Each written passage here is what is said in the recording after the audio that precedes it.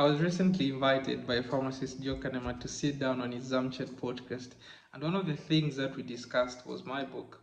And in that book, there's a part that seemed to have raised quite a lot of eyebrows, where I was talking about the fact that being good is not good enough. You need to acquire understanding in different things that you want to venture yourself into. So I just want to give a bit of meat to what I meant in that particular video. So look, the fact that you are a human being, there's an intrinsic value that we put on each and every individual, each and every human being that exists. And this is what enables us to accord each other the respect, to accord each other, the latitude to go about and do whatever we want to do as individuals within the confines of our personality.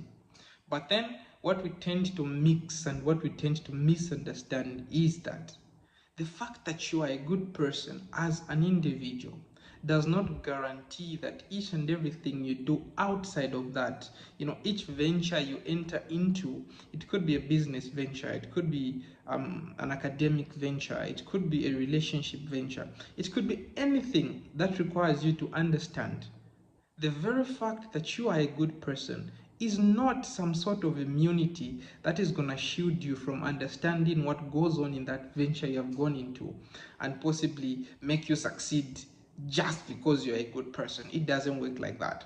So today, if I decided to venture into entrepreneurship and I want to, let's say, go into real estate, the very fact that I'm a kind person, I'm a Christian, I give my tithe, I give my offerings, I help the needy, is not an automatic transition that is gonna go and help me become a real estate tycoon and just do the best in that field and beat every other competition that I have. Things don't work like that. I might be the best person and the sweetest soul ever that you have ever met. I could go in that field and fail terribly if I do not understand how the real estate business works. The same thing happens in a relationship. You hear a lot of people, especially maybe when there's a breakup or anything of that nature, and your friends will be telling you, oh, he has lost out. You are the best person I know. You are the sweetest soul I know. Fine. You could be the sweetest soul to your sisters. You could be the sweetest soul to your mother and your father, your friends, your roommates. Name it. But you are venturing into a relationship that requires you to understand the dynamics that are needed to make that thing work.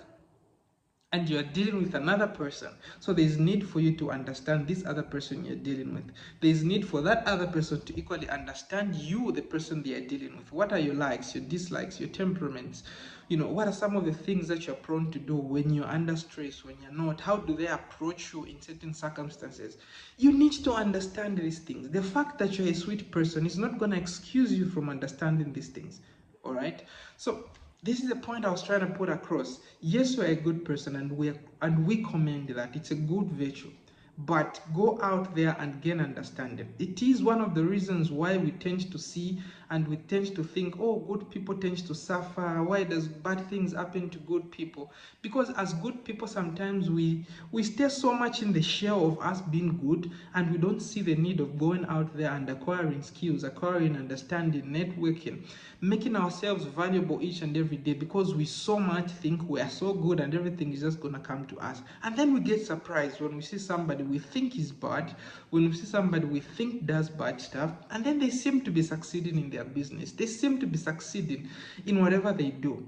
They might be bad morally, from a moral aspect, depending on which moral compass you are using, but they understand what they are doing. They understand the field they are in.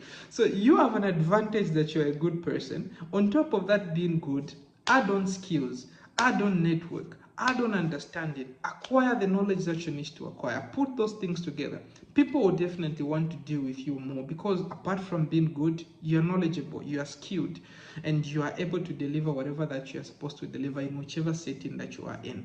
So this is what I was just trying to put across. I wasn't saying being bad in any way is good. No. Be good, but understand. And remember, being good is not an excuse of gaining knowledge and understanding in whichever field that you are in. Be good, gain understanding. Then you'll be formidable and you'll be a very good competition and a very good force in the field that you are in. That's basically what I was trying to put across. I hope I've cleared the hair, and I hope I've given more meat to that piece of misunderstanding, if I can call it that way. Thank you so much. Bye bye.